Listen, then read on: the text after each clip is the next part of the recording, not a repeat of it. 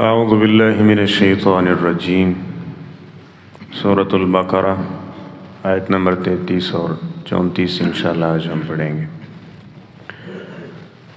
بسم اللہ الرحمن الرحیم۔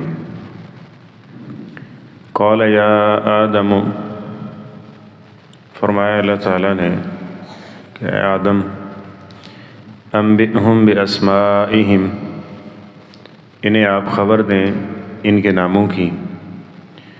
فلما انبأہم، پھر جب انہیں خبر دی باسمائہم، ان کے ناموں کی۔ قال، تو اللہ تعالیٰ نے فرمایا، الم اقل لکم، کیا میں نے تمہیں کہا نہیں تھا، انی اعلم، کہ بے شک میں جانتا ہوں، غیب السماوات والارض، آسمانوں اور زمین کی چھپی ہوئی باتوں کو، غیب کو۔ وَأَعْلَمُ، اور میں جانتا ہوں، مَا تُبْدُونَ، جو تم ظاہر کرتے ہو، وَمَا كُنْتُمْ تَكْتُمُونَ، اور وہ جو تم چھپاتے ہو۔ وَإِذْ قُلْنَا لِلْمَلَائِكَةِ، اور جب ہم نے کہا فرشتوں سے، اسجدوا لِآدم، تم آدم علیہ السلام کو سجدہ کرو۔ فسجدوا، تو ان سب نے سجدہ کیا، الا ابلیس، سوائے ابلیس کے۔ ابا، اس نے انکار کیا، واستکبر، اور بڑا بنا، تکبر کیا۔ وکان من الکافرین، اور وہ کافروں میں سے ہو گیا۔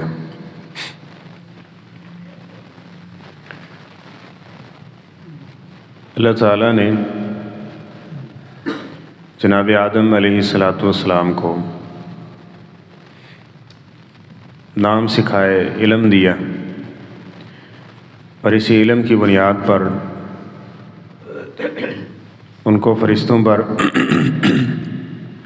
فوقیت عطا کی، اور اسی کی بنیاد پر انہیں کہا گیا کہ آپ جناب آدم علیہ السلام کو سجدہ کیجیے۔ اور اللہ تعالیٰ نے اس پر ایک اپنی قدرت کا بھی اظہار کیا، جو ہم آگے پڑھیں گے۔ تو جب اللہ تعالیٰ نے یہ نام سکھا دیے جناب آدم علیہ السلام کو، پھر ان کو فرشتوں پر پیش کیا اور کہا کہ ان کے نام بتاؤ، تو ان کا یہ جواب تھا کہ لا علم لنا الا ما علمتنا، اس کا ہمارے پاس علم نہیں ہے، جو تو نے ہمیں سکھایا اس میں یہ چیزیں شامل نہیں۔ تو یہ چیزیں آدم علیہ السلام کو بتائی گئی تھی۔ تو آدم علیہ السلام کو اللہ تعالیٰ فرماتے ہیں کہ آپ ان کو ان کے نام بتائیں۔ تو یہ ہو سکتا ہے کہ ایک آدمی ایک چیز کے بارے میں ماہر ہو، دوسری چیز کے بارے میں نہ جانتا ہو۔ ہر بندہ ہر علم اور پھر کمال کے ساتھ جانتا ہو، یہ ضروری نہیں ہے۔ تو آدم علیہ السلام نے جب ان کے نام ان کو بتایا، تو اللہ تعالیٰ فرماتے ہیں فرشتوں سے، الم اقل لکم، میں نے تمہیں کہا تھا نا، انی اعلم غیب السماوات والارض، غیب میں ہی جانتا ہوں، تم نہیں جانتے، اور کوئی بھی نہیں جانتا۔ وَأَعْلَمُ مَا تُبْدُونَ وَمَا كُنْتُمْ تَكْتُمُونَ، جو تم ظاہر کرتے ہو وہ بھی میں جانتا ہوں، اور جو تم چھپاتے ہو اس کو بھی میں جانتا ہوں۔ ظاہر کو تو سب جانتے ہوتے ہیں، پھر یہ کیوں کہا جاتا ہے؟ بس اوقات انسان بھول جاتا ہے نا، کتنی چیزیں ہوتی ہیں جو اس نے دیکھی ہوتی ہیں، خود کہی ہوتی ہیں، اس کے باوجود بھی اس کے ذہن سے اتر جاتی ہیں۔ تو اتنی ہو گئی، کتنی کی جمع کرے گا؟ تو ما تبدون، جو کچھ بھی تمہارا ظاہر ہے یا باطن ہے، اس میں سے کوئی بھی چیز مس نہیں ہے، کوئی بھی چیز ایسی نہیں ہے کہ جو اس کے ذہن سے، اس کے علم سے باہر ہو۔ وہ ہر ایک چیز کو جانتا ہے، اور اس کو اس نے لکھوایا ہوا ہے، ایسے سمجھے سند بنی ہوئی ہے۔ یہ فرشتے لکھ رہے ہیں، یہ زمین کی ایک ایک شے جو ہے یہ گواہ ہے کہ یہ کیا کر رہا ہے اور کس طرح سے یہ زندگی بسر کر رہا ہے۔ تو اس آیت سے مزید نکھر کر یہ بات واضح ہو گئی کہ اللہ تعالیٰ جو علم سکھاتا ہے، اس کی بنیاد پر اس کو عالم الغیب نہیں کہا جاتا۔ اب انبیاء کرام ہے نا، ان کو اللہ تعالیٰ نے علم دیا کہ نہیں دیا؟ وحی کے ذریعے عطا کیا ہے نا۔ ان کو بتایا کہ جنت اس میں یہ ہوگا، جہنم ہے اس میں یہ ہوگا، قبر میں یہ ہوتا ہے، قرب قیامت یہ ہوگا۔ یہ اللہ نے کس کے ذریعے بتایا؟ وحی کے ذریعے بتایا۔ اور وحی کے ذریعے جتنا بتا دیا اتنا پیغمبروں نے آگے اس کو ذکر کر دیا۔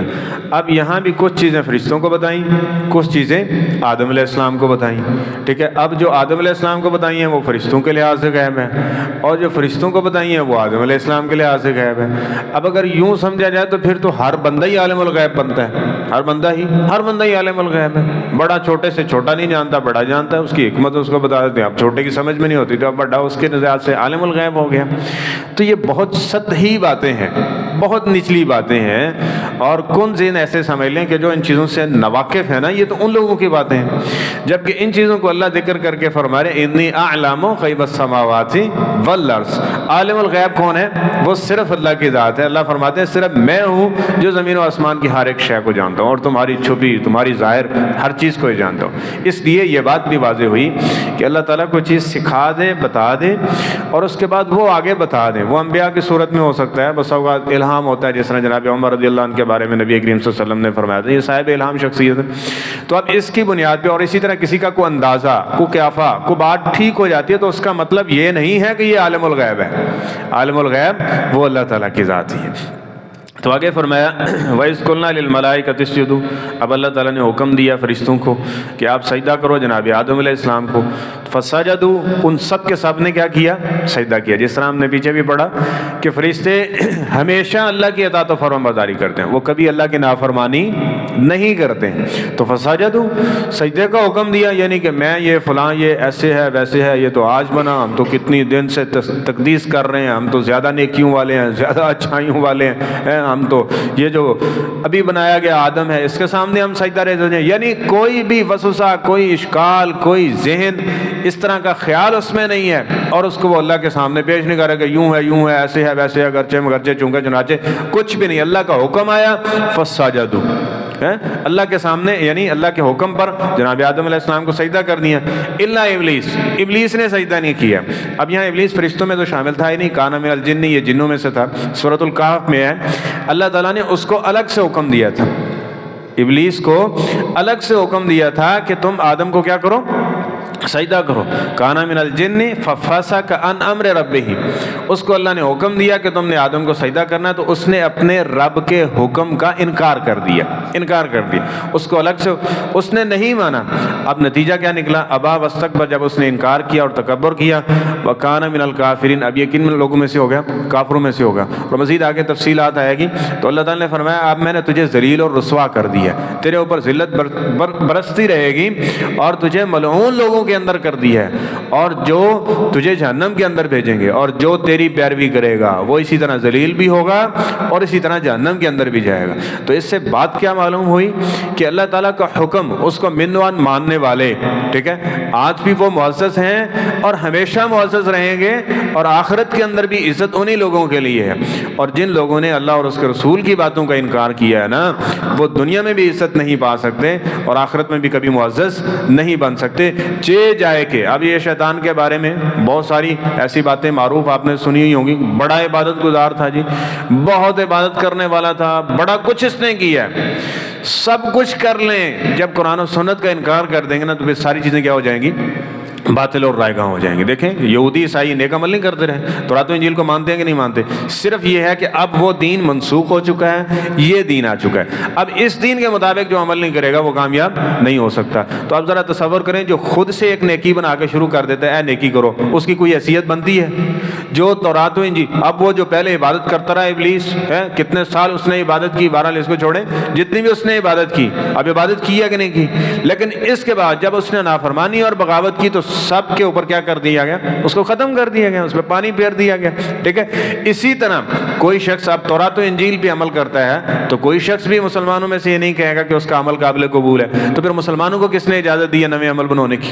مسلمانوں کو کس نے اجازت دی ہے کہ نئے روز ہے، ہر روز نیا نت طریقہ نکال دیا جنت جانے کا؟ اے بھی جنت جاتا ہے، اس کام سے اتنے کروڑ نیکیاں مل رہی ہیں، اس کام سے اتنے لاکھ نیکیاں مل رہی ہیں۔ تو یہ بھی وہ ساری چیزیں ہیں جن سے اللہ تعالیٰ نے اس کتاب میں خبردار کیا تھا کہ یہ وہ کام ہے جو یہودیوں عیسائیوں نے کیے، جس کی وجہ سے اللہ نے ان کو بندر اور خنزیر بنا دیا، کہ اپنی زبانیں موڑ لیتے، مفہوم چینج کر دیتے، آیات کے اندر تبدیلی کر دیتے، ٹھیک ہے، اور بسا اوقات جو ان کے من کے خلاف آتی تو علل اعلان کہہ دیتے ہم نہیں مانتے، ہم نہیں مانتے، اس کا انکار کر دیا۔ تو یہ وہی شیطانی اور ابلیسی باتیں ہیں کہ جو وسوسے، خیالات اور بیجا اعتراضات اللہ تعالیٰ کے احکامات کے اوپر اور نہ ماننے والی باتیں، اس کا نتیجہ یہ نکلے گا کہ وَكَانَ مِنَ الْكَافِرِينَ، یہ کافروں کے گروہ کے اندر چلا جائے گا اور اس میں شامل ہو جائے گا۔ اور اطاعت گزاروں کی صفت کیا ذکر کی گئی کہ جب انہوں نے اللہ کا پیغام سن لیا، پھر یہ نہیں کہا ہم بڑے، ہم فلاں، کچھ بھی ذہن میں لائے بغیر اللہ کے حکم کو اسی طرح سے بجا لاتے ہیں، تو اللہ تعالیٰ نے ان کو احساس دیا، تکریم دیا، اب بھی وہ اللہ کے نزدیک اور اللہ کے قرب پانے والے لوگوں میں ہیں۔ تو اللہ تعالیٰ ہمیں بھی جو اس سے ہمیں جو ایک اہم سبق ملتا ہے وہ یہی ہے کہ ہم نے اللہ اور اس کے رسول کی اطاعت و فرما برداری کرنی ہے اور ہمیشہ اس کی نافرمانی سے بچنا ہے۔ اللہ تعالیٰ ہمیں صحیح معنوں میں عمل پیرا ہونے کی توفیق عطا فرمائے۔